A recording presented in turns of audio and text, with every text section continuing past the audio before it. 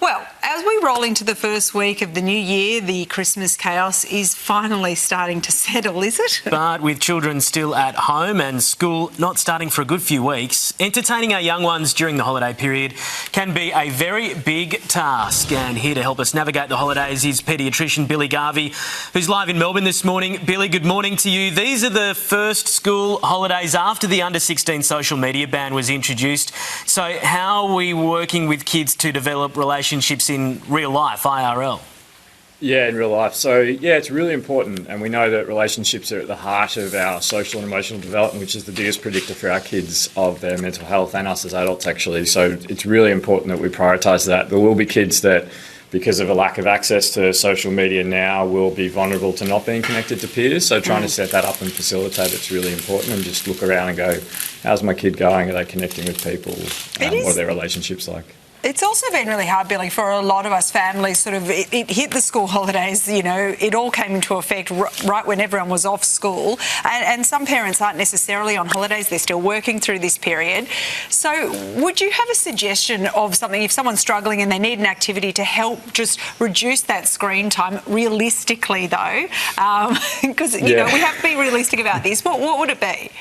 Yeah, I think it's really important to try not to stop doing something that might be unhealthy, but to start doing something that is. And we take a strengths-based approach that's easy to aim at with that, and think about how can we do more stuff together.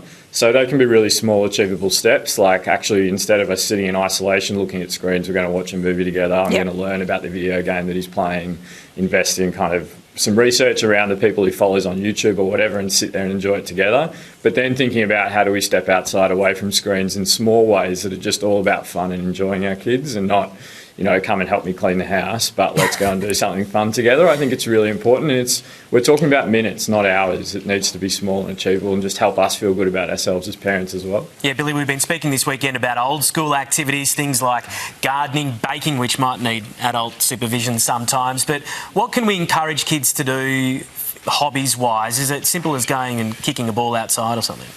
Yeah, I think it's about doing it with them as well, though, and it being about play. So play is like this really rich learning opportunity for little babies right up to teens and us as adults, and just connecting with them. The best thing that I did in the last week with my kids, and I put a post on socials about it, was it was a really hot day here in Melbourne. I filled up the wheelbarrow with water and put my three gorgeous kids in it and just splashed around, and it was probably the highlight of my week, and it went for, 20 minutes. So yeah, it's just simple stuff about and fun is the priority, fun and play, just thinking about where are those moments that we have every day just for minutes.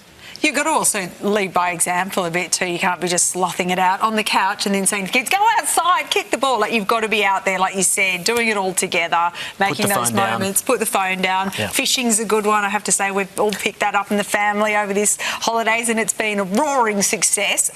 Billy, finally, we've got obviously still a few weeks to go till everyone's back at school, but it is a good time now to sort of get kids in the mindset of what they can expect as they get ready for the school year. So how would you sort of advised to do that without absolutely tanking holidays and ruining their mood? Yeah, definitely. And I meet a lot of kids in our clinics this time of the year that are really anxious about the school year starting, and what's going to happen. It's a new environment, a big transition. They're worried about awful stuff that happened last year continuing, whether it's bullying or social isolation, or just struggling and feeling like they're failing. So checking in with our kids is really important. Just how are you feeling about it? What are you looking forward to? What are you worried about? And thinking about those emotions are valid, and I'm not going to problem solve straight away. And if I'm going to problem solve, it's going to be me supporting you. And it's really important that kids feel like we're facing those challenges with them, not kind of watching them from the sidelines, but standing next to them. And then when we think about school is all about feeling like you're connected to that community and you're celebrated for who you are there. Trumps handwriting, algebra, all of that stuff. So it's just prioritising that. Yeah. Social, emotional, over maths and English. Thank you so much, Billy, for your insights today. We appreciate it. Thanks for having me, guys. See you.